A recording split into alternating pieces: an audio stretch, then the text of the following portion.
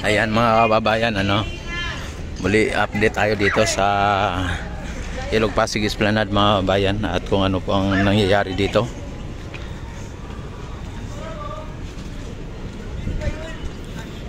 Ayan, ang ganda ni ma'am, oh. Ayan, sa ngayon mga kababayan ay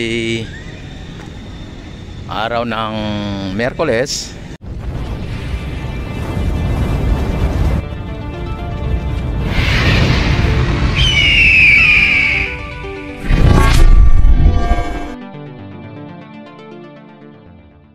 At makita naman ninyo mga kababayan ay marami ng mga namamasyal kahit na maaga pa. Ayan, yung ating Ilog Pasig mga kababayan ay kung inyo nakikita at inyong natatanaw ay as usual mga kababayan na wala ng mga basura na naanod. Ang lang dito yung mga water lily, ayan, o water hyacinth.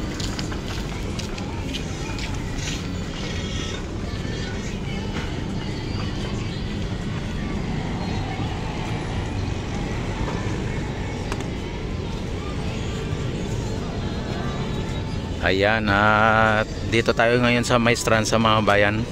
At kung inyo nakikita ang sitwasyon dito sa Maestranza ay talagang maaliwalas mga bayan. Talagang kung mainit ang sigat ng araw ay talagang sentro dito, no? Pero ganun pa man ay marami pa rin namamasyal dito mga bayan dahil sa hatid ng mga nagtitinda na ito o mga food stall. Ayan, kaya dito mga bayan ay talagang araw-araw, gabi-gabi dinadayo dito sa Maestranza at sa Ilog Pasig Esplanade mga kababayan. Ayan, at ang stall mga bayan ay naabot na po doon, no, sa dulo. Yan, halos makakarating na po sa may Port Santiago mga bayan, Ayan. Dati hanggang dito lang yung dito, no, yung stall hanggang dito lang. Ngayon ay naabot na hanggang doon, no. Grabe. Ayan, isipin niyo mga kabayan o inyong imagine na itong mga stall na ito ay bawat na yan ay iba-iba po yung mga may-ari nito. Iba-ibang negosyo. Ibig sabihin mga kabayan ay talagang malaki at yung kita dito, no. At kung araw-araw ay katulad nung sinabi ng tindira dito o ng nagtitinda dito na every night ay binibigyan nila ay 2.5. Yan, sabihin natin na na lang ng mga kabayan, 1.5 na lang. Example, ang ibabayad nila ay every night o tuwing gabi. Sa dami nitong mga stall nito mga kabayan, ang dami nitong mga dito pa lang sa Maestranza yan. Yan, humigit kumulang ay talagang kung magtag 1,000, ipagpalagay na natin tag 1,000. Ito ay naabot po ng yan, 2, 4, 6, 18, 12, 14, 16. 16 na stall na to mga bayan, 16. Ibig sabihin 16,000 na isang gabi kung tag 1,000 lang, may doon pa kalahati lang to, mga 16 ulit doon. Aba, nasa 30,000 din, pagka sa isang gabi, Tapos may dagdag pa na nandito, Tapos ito ang pinakakainan, na kahit saan ka bibili pwede kang kumain dito dahil ang dito mga lamisa nandito, Yan, kumbaga parang pinanyaka pod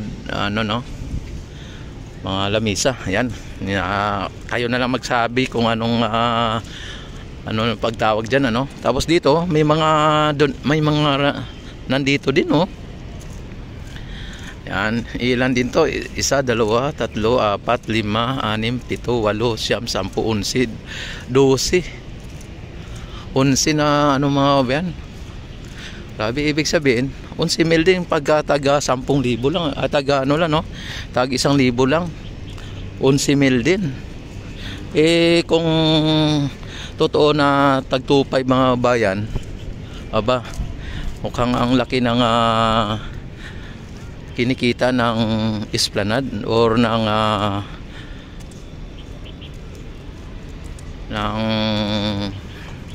Intramuros mga bayan, o ng Metro Manila, ng City of Manila. Hello, ayan o.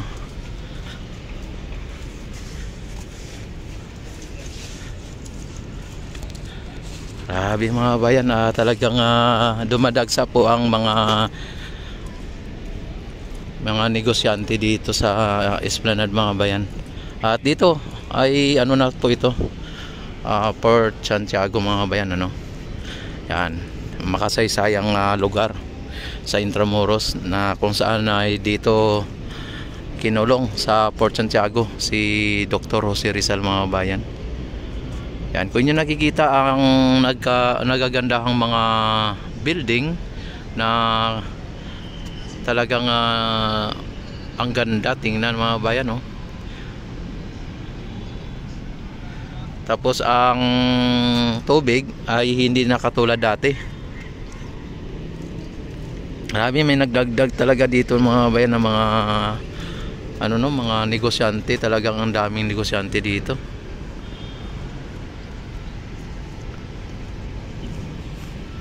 Yan, ngayon lang naman ulit tayo nakabalik dito sa area na ito, sa Maestranza mga bayan at Port Santiago.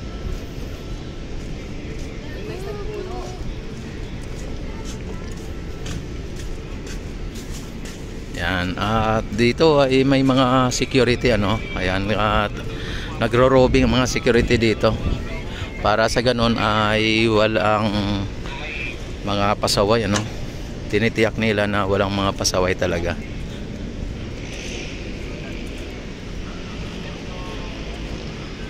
Dito ay upuan pa dito.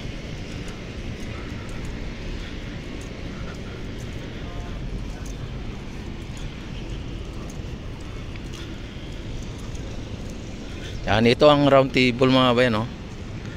At hanggang dito lang yung mga bike, yung pagka yung bike lane, nag-operation na yung mga bike lane, yung mga bisikleta o mga siklista natin.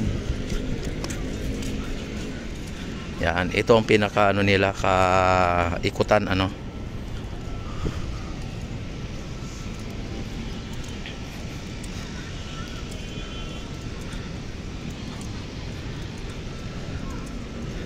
Yan, punta tayo doon sa may Phase 1C at Plaza Mexico.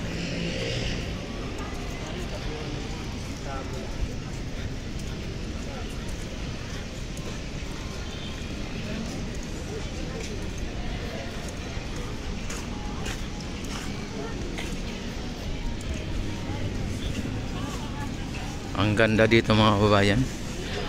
Kahit na araw ay talagang kitang-kita mo yung ganda ng pasyalan.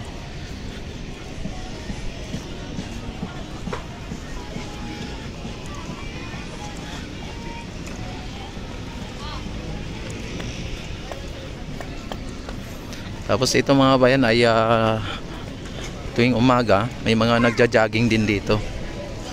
May mga nag-bibisikleta. Pero pagka dating ng hapon, bawal na dito ang magbisikleta na nakasakay ka sa bisikleta. Kailangan itutulak mo. Iba't ibang mga pagkain dito mga bayan. Pagka pumunta kayo dito ay kayo sa mga pagkain dito, ang dami. Tapos may mga palaro din dito, palaruan ng mga bata, oh. Ayan. Ito lang may puno dito, oh.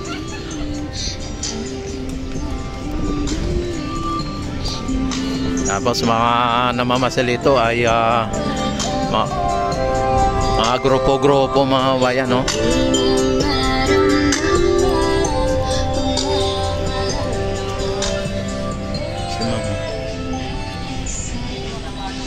Dito din may pwesto din dito si Nining B.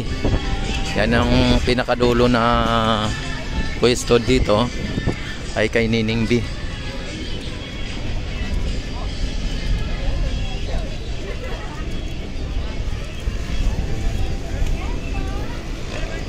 Yan dito. Ito yung pwesto ni Nining B, mga bayan. Lagi itong dinadagsa o dinudumog ng mga customer.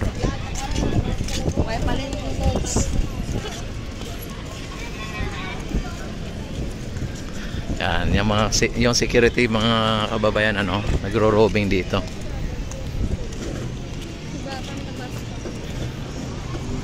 Yan, dito na tayo sa may area ng Plaza Mexico, mga bayan, o Plaza Mexico. Yan ang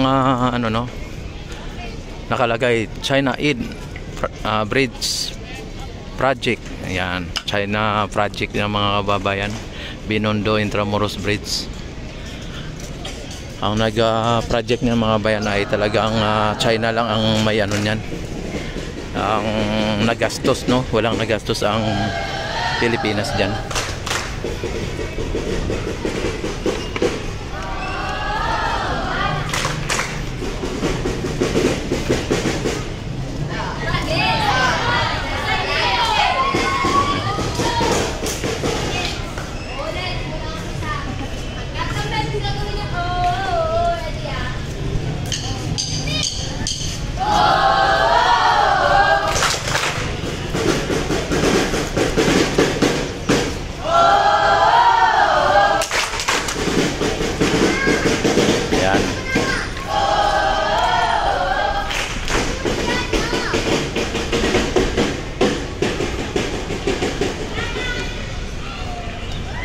Yan, don't forget like and subscribe my YouTube channel.